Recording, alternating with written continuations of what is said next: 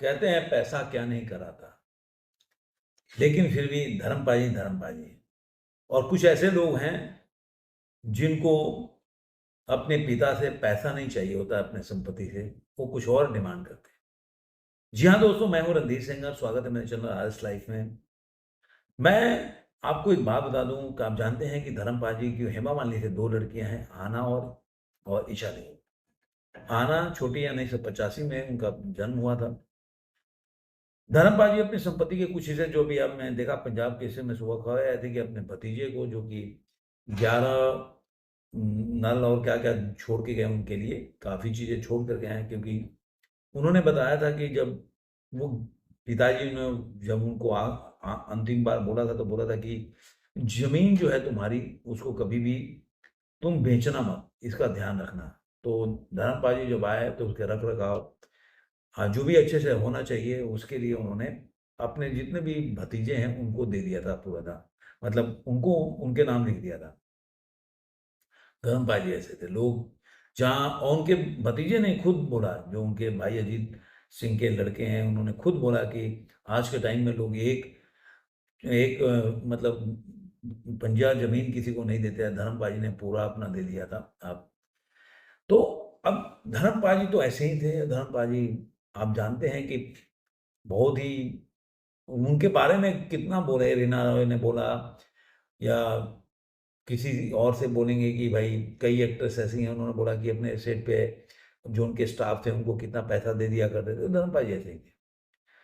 अब जब उनकी एक आ रही कि उनकी काफ़ी लैंड है, जो 500 साढ़े 500 करोड़ का तो शेयर में उन्होंने इन्वेस्ट किया, और 100 एकड़ में उनका जो है फार्म हाउस है, जिसमें 120 करोड़ के आसपास का उसकी कीमत है। अब सवाल ये उठता है कि धर्मपाजी की जो लड़की हैं, उन्होंने, जो आना देओल है, वो धर्मपाजी से क्या चाहती है। तो आना देओल ने एक बहुत बड़ी बात बोली कि बहुत लोग जाते हैं आज के टाइम में, पैसा ये चाहिए वो चाहिए, लेकिन आना देओल ने बताया कि उनको धर्मपाजी का की संपत्ति में से क्या चाहिए। उन्होंने बताया कि मैं 6 साल की थी जब वो लोनावाला में अपने खेत जा रहे थे। जाने से पहले हमें अलविदा कहने के लिए बस यूँ ही रुक गए थे। मैंने अचानक कहा कि मुझे भी जाना है, और वो उन्होंने बिना देर किए मेरा बैग पैक किया और मुझे अपने साथ ले गए। उन्होंने मुझे कार में अपनी गोद में बिठाया। उनके साथ मेरी सबसे अच्छी यादों में से एक है। मैं हमेशा उसे बहुत याद रखूँगी।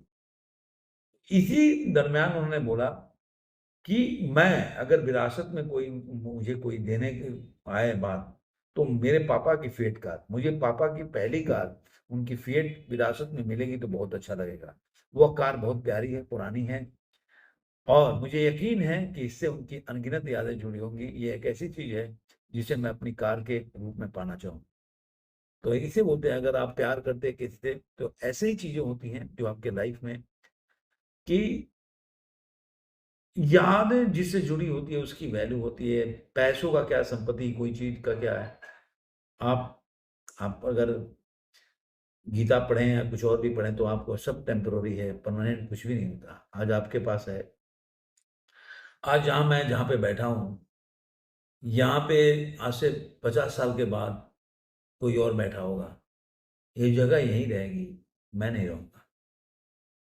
तो हर चीज़ यादों से जुड़ी होती है। आप अच्छे अगर कर्म करते हो तो लोग आप अच्छी तरह याद रखेंगे।